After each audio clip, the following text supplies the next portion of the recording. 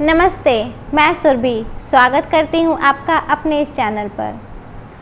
क्या होता है ना कि जब हम सोच रहे होते हैं कि हमें क्या पढ़ना है और कुछ समझ में नहीं आता, ऐसे में हमारी किताबें अलमारी में ही रखी रह जाती हैं और वो मेज तक नहीं आ पाती। तो ऐसे में हमें एक लिस्ट बनानी पड़ती है, TBR लिस्ट।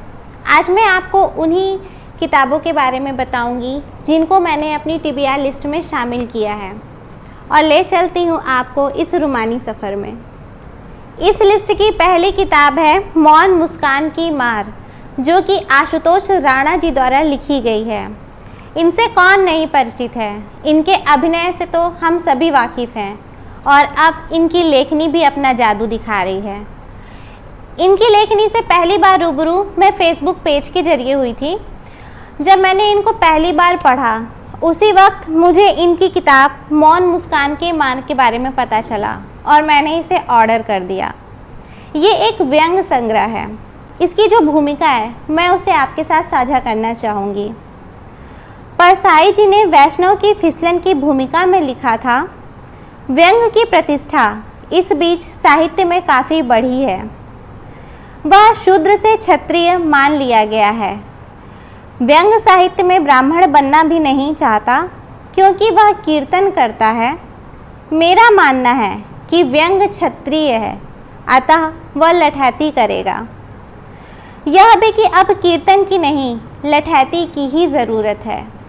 हालांकि इसके बारे में विस्तृत चर्चा मैं इस किताब को पढ़ने के बाद आपसे करूंगी।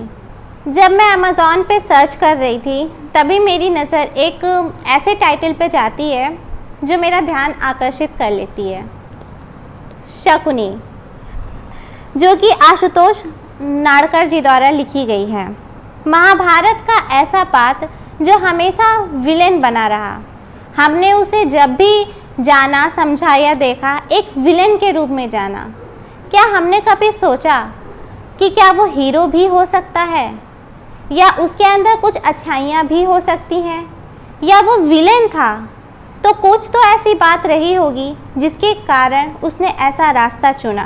हम सभी जानते हैं कि प्रत्येक परिस्थिति अपने अंदर अनेक नज़रिए को समाहित किए रहती है। आशुतोष नाड़कर जी ने इस संपूर्ण घटनाक्रम यानी कि महाभारत को शकुनी के नज़रिए से दिखाने का प्रयास किया है।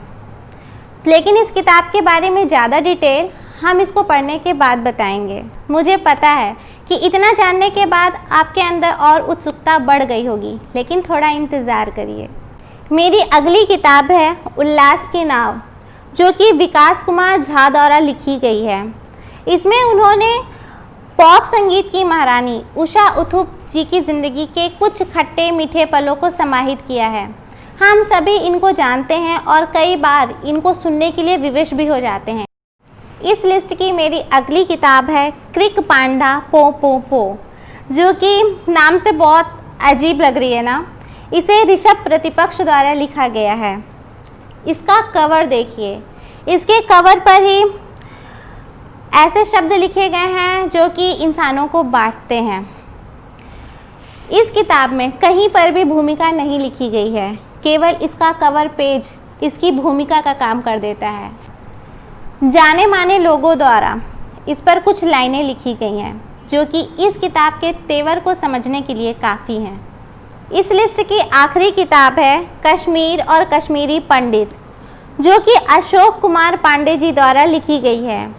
यह किताब उनकी यात्राओं और इनके शोधों का परिणाम है। इस किताब में कश्मीर की उत्पत्ति से लेकर वहाँ के सामाजिक राजनीतिक उथल पुथल और वहाँ कश्मीरी पंडित और मुस्लिमों के बीच के तनावपूर्ण संबंधों का वर्णन किया गया है।